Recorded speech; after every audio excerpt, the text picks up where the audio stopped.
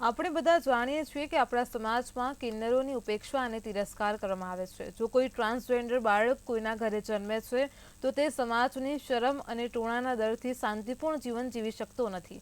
આવી સ્થિતિમાં તે કિન્નરોને તેમના જીવનમાં કેવા સંઘર્ષમાંથી પસાર થવું પડે છે તેની આપણે કલ્પના પણ કરી શકતા નથી. આમ છતાં આજે આપણા દેશમાં એક કિન્નરો જ છે જેણે દેશ અને સમાજમાં પોતાની એક અલગ ઓળખ ઊભી કરી અને કિન્નરને જીવનમાં આગળ વધવાની દિશા આપી છે.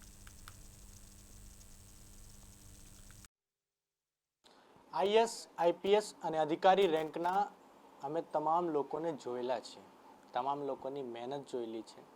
અને સાથે આજે આપણે એક એવા માણસને મળાવીશું કે જેને સમાજને હંમેશા તિરસ્કારની ભાવનાથી જોયા છે, જેને સમાજે હંમેશા તેમની નજરોથી એકદમ કહી શકાય કે તેમને માણસ નથી તે જ રીતે પણ જોયા છે, કારણ કે તેમને દરેક વખત તિરસ્કાર, તેમની ભાવના, તેમના આચરણ એકદમ અલગ થઈ જાય છે તેમના જોઈને. આપણે એ કિન્નર સમાજના એક એવા માસી સાથે આપણે વાત કરીશું કે જે આઈએસ બનવા જઈ રહ્યા છે, તેમની તૈયારી કરી રહ્યા છે. તેમના સાથે સીધી વાત કરવાનો પ્રયાસ કરીશું.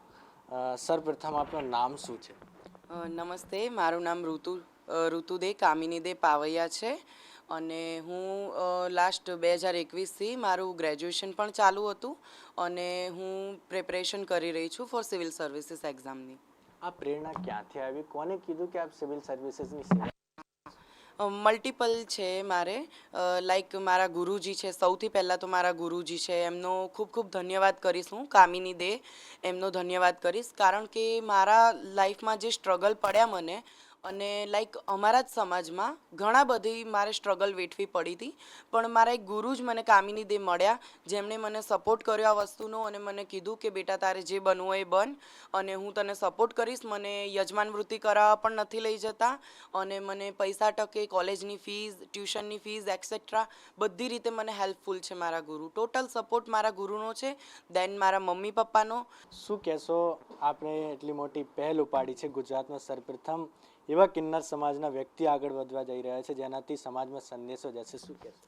બહુ જ ખુશી છે કે અમારા કિન્નર સમાજમાંથી આઈએસનું આજે ભણે છે અને અમે એના માટે દુઆ કરીએ છીએ અને સરકારને કહીએ છીએ કે તમે પણ સપોર્ટ કરજો કે આ એક અમારા કિન્નર સમાજમાંથી અલગ જ નામ લઈને નીકળે એવી અમારી ઈચ્છા છે. જે રીતે એક એવું સમાજ જે તિરસ્કારથી હંમેશા પીડાતો હોય, આજે ગુજરાતમાં સૌથી મોટું ઉદાહરણ સામે આવશે, કારણ કે જ્યારે એ સમાજના એક વ્યક્તિ જ્યારે આઈએસ બનીને જશે તે સમાજની વચ્ચે સેવા કરશે, પરંતુ કિન્નર સમાજના એક ઉદાહરણ તો બનશે, પરંતુ સમગ્ર દેશમાં એક મેસેજ જશે કે કિન્નર સમાજ કેવળ લોકોને વચ્ચે જઈને માંગતા નથી, પરંતુ તેમની પણ ભાવનાઓ હોય છે, તે પણ ભણવા માંગતા હોય છે, તે પણ અધિકારી બનવા માંગતા હોય છે, પરંતુ લોકોના તિરસ્કાર, લોકોની માનસિકતાને કારણે જે છે ક્યાંક ને ક્યાંક પાછળ જતા હોય છે. અને સાથે કહી શકાય કે જે રીતે તેમની માનસિકતા બદલાય તે માટે ઉદાહરણ સામે આવી રહ્યો છે. આપ પણ વિચારજો, કારણ કે જે રીતે એ પણ માણસ છે તે જ રીતે માનસિકતાનો બદલાવ કરજો અને એ પણ માણસની રીતે તે વર્તન, કારણ કે જે માનસિકતા છે તે બદલવાની હવે જરૂર છે. કેમેરામેન રાહુલ વાઘેલાની સાથે શિવાંશુ સિંહ, મંતવ્ય ન્યૂઝ, અમદાવાદ.